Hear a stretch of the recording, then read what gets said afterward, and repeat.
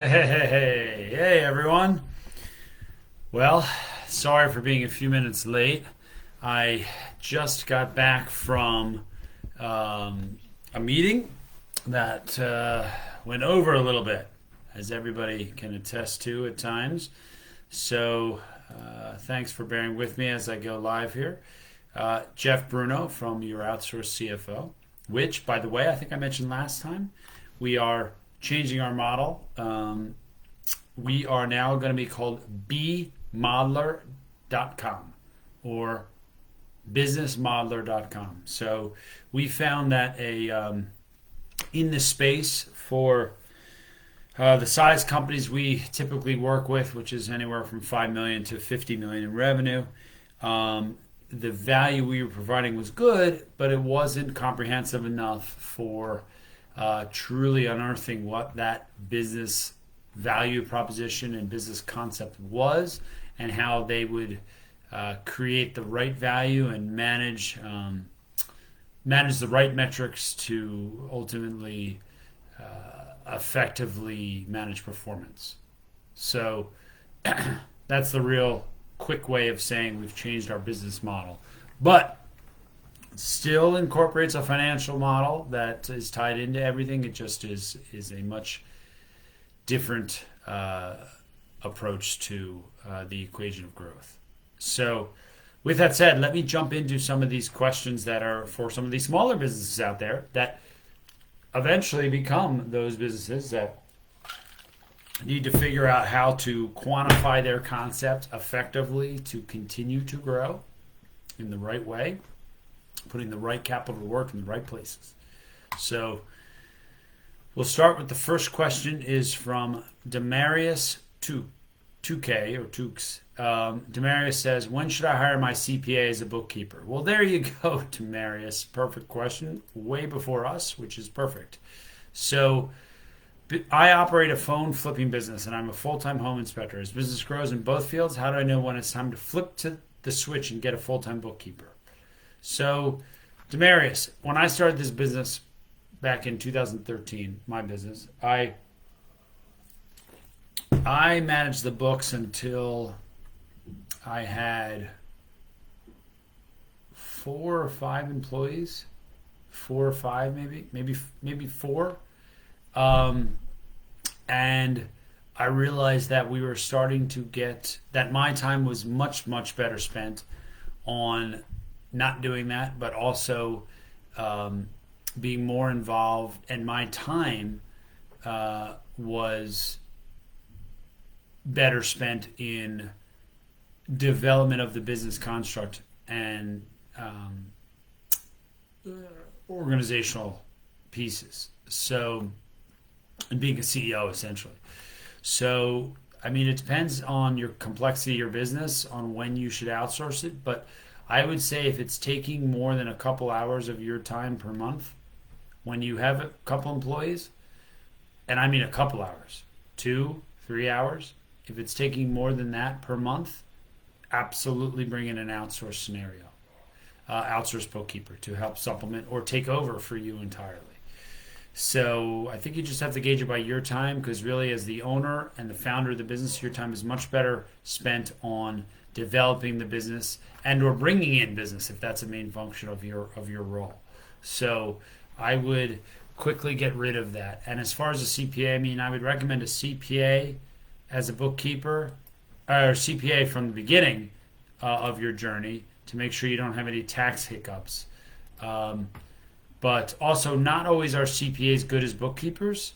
So keep that in mind. I see that very often, that CPAs are all about tax and tax filing adjustments, and they're not thinking about operating business, the right accrual concept, and so on and so forth. So just be careful there. CPAs can be tax focused and not operationally business focused. So sometimes you want to look outside of your CPA for a bookkeeping resource. So next question. Next question. Michael Wilding. After you buy into a business, how do you quantify that you have got your investment back? So I bought into Ticket Scene.ca a year ago, have been working at it and have just quit my day job in April. So now the business is paying my wages, but it is only paying what I would have made at my day job. At present, I don't believe this is getting my investment back. So, Michael Wilding, that's a pretty broad question you bring up. I mean, what do you envision as your investment back? So, and I don't mean to be too direct here, but like, what is your time horizon? So, building a business is not easy at all. So, if you're building your business just to get your investment back, don't build a business. Forget about it. Quit. And I told you I was going to be direct. Get out of the business. If you're looking to build a sustainable performance construct of a business, you're going to have some pain to get to that sustainable performance. Okay? So if that pain means first 3 years you pay yourself less salary than you would have in a normal job, a normal day job as you called it, then that's what you have to do.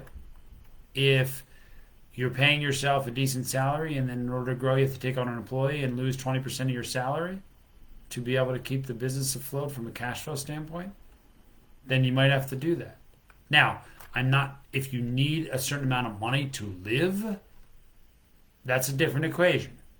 Then you have to put that into your budget and your planning with your business operation as you grow it. But if you're looking at this as an investment of your investment back, I don't have that answer for you because, as an example, I started my business in 2013.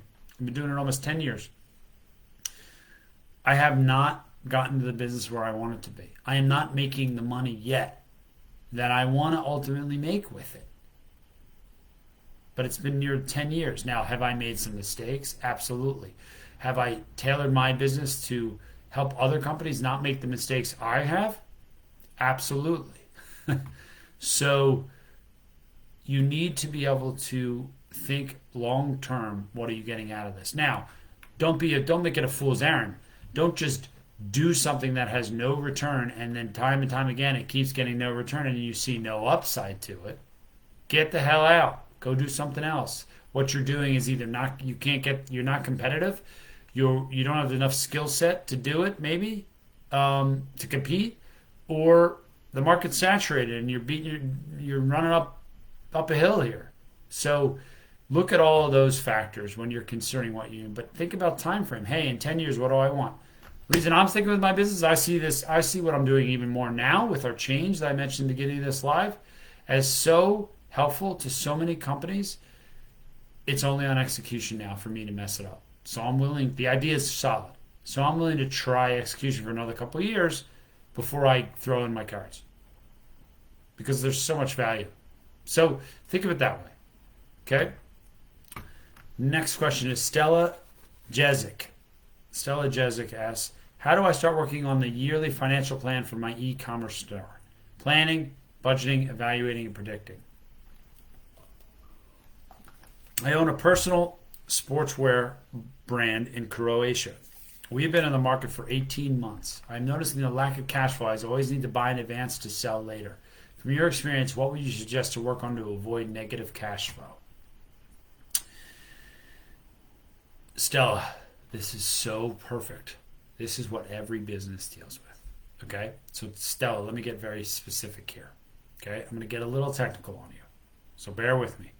Listen carefully. Okay? As a business, you have to look at what's called your cash conversion. Okay? So cash conversion is really just made up of 3 components. Days of payables outstanding, days of receivables outstanding, and days of inventory outstanding. Okay? That's it. That's all it is when you think of your cash conversion. Okay? So accounts receivable outstanding is you sell something to a customer. Now, if it's e-commerce, let's assume for the moment in e-commerce, most e-commerce businesses, if they're A, B to C, they sell and there's no receivable. Meaning you sell and the cash comes in. It's on credit or cash or whatever, check, but it comes in fast. Okay? So there's no receivable. So you don't have a number in the receivable mark. Okay? But what you do have is a number in the AP, accounts payable, what you owe to vendors for your product, or accounts inventory outstanding, days outstanding for inventory. So that's your buying ahead equation. So you said I have to buy ahead of the sale. So you need to calculate what those days are and when you're going to anticipate selling that. So you can look at the cash conversion, because that's your biggest piece of cash. And then there's payables on top of it. What do I need to pay for my business to keep it afloat? Normal stuff, normal day, weekly rent or other things or whatever, or office supplies. That's a payable. What do I need to? Do I have payroll? Now that's not a payable that has days on it, but that's a payable construct. That's part of your budget. And then what do I have as far as my vendor bills that I can push out 30, 60, 90 potentially? You have to look at all of that and come up with days of cash conversion. I'll give you the example. Let's say you sell something for $100. Sell it, $100. How many days did it take you to get to that cash conversion of that sale? How many days? So if it took you 100 days to get to $100 and it's $50 to get there, $100 sale. It took you 30 days to get to that sale, and it took you 15 days to before you can. I'm sorry, I'm messing this up. Let me explain. Let me make it explain this very simply. It's $100 sale. It's a $50 in cost.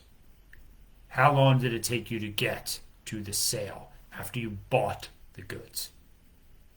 So let's say it's 50 days. That means you have to have $50 for a 50-day period where you won't see the money coming in to repay it. That's your cash conversion. That's it. So you have to put a formula together and look at your future demand. Could be seasonality, could be other factors, could be whatever. Look at what you anticipate that future demand to be, predict that, make sure you have enough cash reserves to get to that future demand, and then start that cycle continuously every few weeks, every month, or whatever your business cycle is for sales, and planning ahead for that. And then what you do is you take the profit of that 100 versus 50 cost, and you reinvest it in more product, or you use it to pay for your other operating expenses. That's how you set up your budget. That's it. Don't do anything else. Don't spend your time wasting it on anything else. Hear me. Just do your cash conversion cycle. Don't worry about accrual financials or any of that crap if you're too small. Just do it that way and think about how much extra money you have to cover the operating expenses. Put that capital away, and then if you start to see a scenario where you're dipping into that capital, you know you're losing money. It's that simple. Or your days are going longer from product to sale. That's it. That's all you got to do. Hope that makes sense. Okay. So, next question is from Lysandra Wilson. Lysandra says, how should I handle businesses who want to purchase my items at wholesale or discounted prices? If I discount items and work with these companies, how much should I discount my prices? I have a baking company that specializes in custom desserts. I have 3 businesses who have approached me about working with them. One is a small business that curates luxury picnics and is looking for a baker to work with who can bake items for their customers as part of the package they offer. The second is a store that sells local handmade items. The owner is looking to add more baked goods to her inventory. The third is a local hotel that's part of a national chain. The local location is looking to have local baked items as a gift for select guests and special events. Awesome. Love your business model, Alessandra. Very hard business model to manage, but from a COGS level and personnel level, but if you can keep it nimble enough and efficient enough, you can work with it. So you're asking, how how do I discount to work with these companies, and how much should I discount? So I can't give you a direct answer without looking at your pricing model. But here's what I can tell you: your pricing and your costing construct. I just can't. But here's what I can tell you, sort of high level. So if you're selling to retail customers, so if you're setting up a store yourself, and you're selling to John and Sally on the corner, okay? John and Sally will pay top price, premium price, okay? So let's say you're selling a baked good for $10. They'll buy it for $10, okay? Because it's premium, they love your stuff, they'll buy it, and the cost on that good might be $2 or $1. It might cost you to make that good. So let's say $2. So they'll pay 5 times your cost, okay? Which is an 80% margin. 80% margin, okay? High margin baked goods. Common on the retail side, okay? There's no middle scenario there. So you'll make money all day with doing that. You'll be fine. But there's no volume in the retail side. So what you're saying to me is you want to go for volume because you want to expand your business. You want to grow. You want volume. You don't want pop-up stores with location costs and so on. That's a headache. You want volume with selling to wholesale people. So essentially you're saying you want to do the wholesale model, not the retail model. The wholesale model is this. You have to sell to someone who has to then resell your goods at the same price point you sell it at retail. Okay? So think of it that way. So they're giving you the outlet without you having to build all of the infrastructure. You don't have to build a store. You don't have to have employees. You don't have to do all that. You have to give them the product. So you have to give it to them at a discount that makes sense for them when they're selling it at 10. Because your product, no matter how good it is, they're not going to be able to sell it for 15 and you're selling it for 10 in your retail scenario. They might actually have to sell it for 9 even. They might have to come even a little lower being in a hotel or whatever versus being where you are on a fancy retail shop. Maybe. But let's assume it's the same price, 10 and 10. Well, they have employees. They have logistics of moving the product. They have waste of the product that they're buying from you that's not going to sell. They have presentation they have to do with the product. Okay?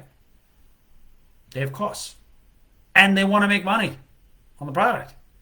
So you have to sell it to them at a 30%, at a 40% discount, 50% discount. Depends on the volume play that they're willing to give you potentially and what you can service. But anywhere from a 30 to a 60% discount is typical for wholesale. So let's do the same analogy. So you had something that you were selling at 10 and your cost was 2. 5 times 80% margin. Now you discount it 50% to the wholesaler. So now you're selling it for 5 at 2. You have a $3 margin versus a $8 margin. Okay? $3 is still pretty good on 5. Still very strong. You're still at a 60% margin out of 5. But because you're having less dollars come in substantially on that lower margin, you still have to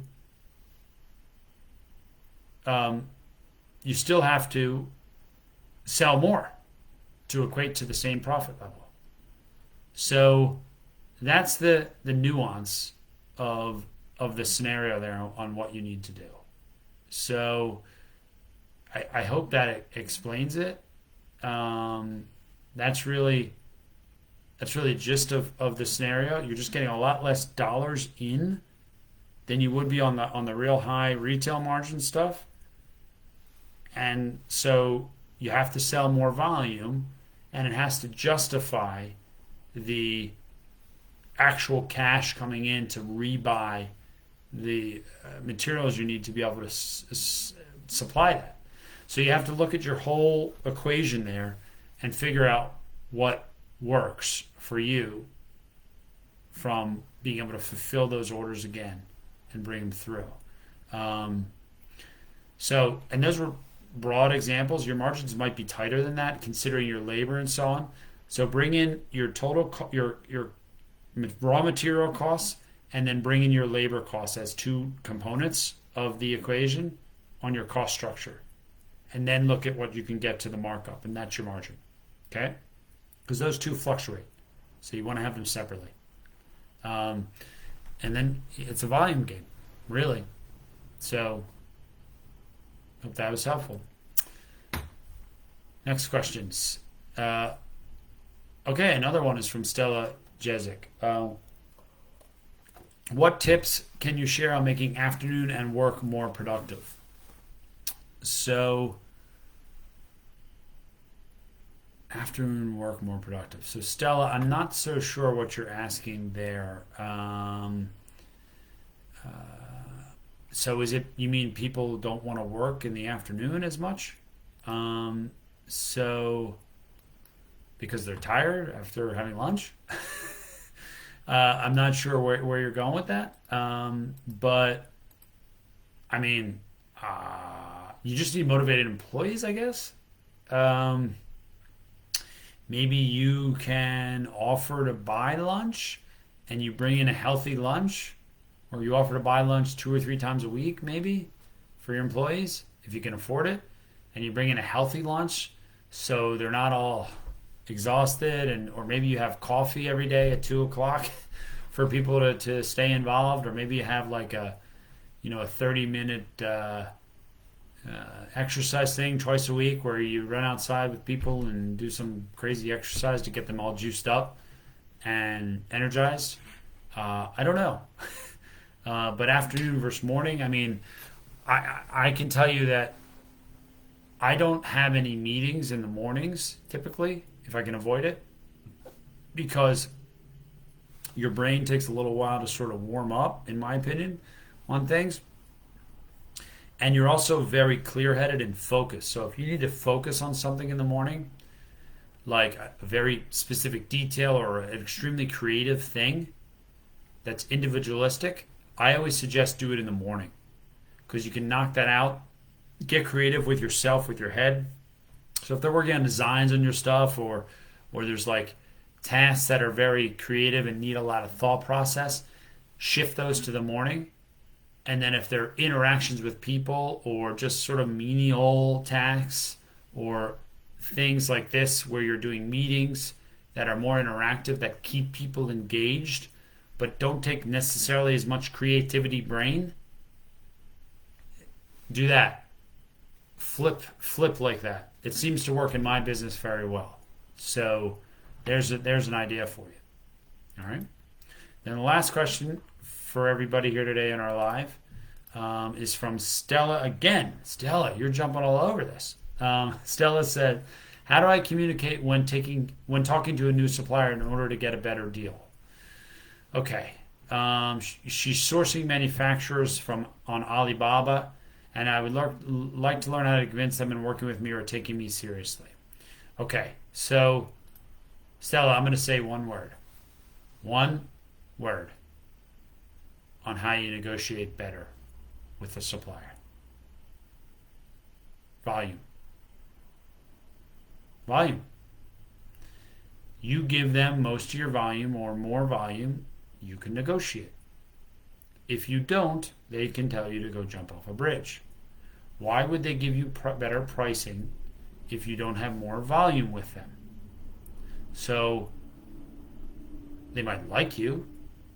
They might like what you're doing. But that's not a business case. That's not a justification for giving you a price break. Volume is. Maybe there's another way where there's some cross advertising scenario for them. Maybe. Maybe in their products you put something that speaks to them, if that makes sense, or there's a tag on your stuff and they can get some marketing presence out of it, or to help facilitate other buyers of the product. I don't know, but something that's in it for them. And one of the usual things with manufacturers is volume. You could always hit volume discounts. You could ask them for maybe some terms So one way that you can get a little, like if you're steadily growing, but you're not at volume levels for them yet, you can ask them for terms and say, hey guys, I'm paying you 15 days. Like you could see I'm steadily increasing. I need to use you, my manufacturer, as my working capital, my money, my cash, to continue to grow my business. If you allow me to do that by giving me 15 more days or 30 more days before I have to pay you, I'm going to use that cash to turn that into more volume of your product. And you'll see me start ticking up even faster. If I do that, will you give me a discount? So maybe, right? Once you get the volume levels higher. But if you can show them that you're essentially using their cash to get more orders to them and then start to really get substantial orders to them, they'll discount you for sure. So that's the way I would approach it that way. Go for the cash play first. You're going to need it anyway as you continue to grow. So, awesome. Love e-commerce. Big space we're in. We do a lot with e-commerce companies. When you're thinking about e-commerce, make sure you stay on top of your value proposition. Very important. What is your customer looking for? That's very, very important, Stella. Never forget what your customer is looking for on an e-commerce site. Because if you deviate from the customer requirements and what customers are looking for in an effort to try to get more business savvy or more profit, you will immediately start to lose customers, and all of that effort to get that will be wasted, and it could be business ending. Be very careful. So stay ahead of your customers' desires and wants and requirements when you're developing your e-commerce construct, and focus your effort there, and you should be more successful. All right, guys, that's it. This is another quick one. I loved these questions today, guys. Most of these were really aligned with where I can add value to your thought process on a small company build. And keep them coming in this way, guys. Load me up. I can answer these all day. Good to see you, everyone. Take care.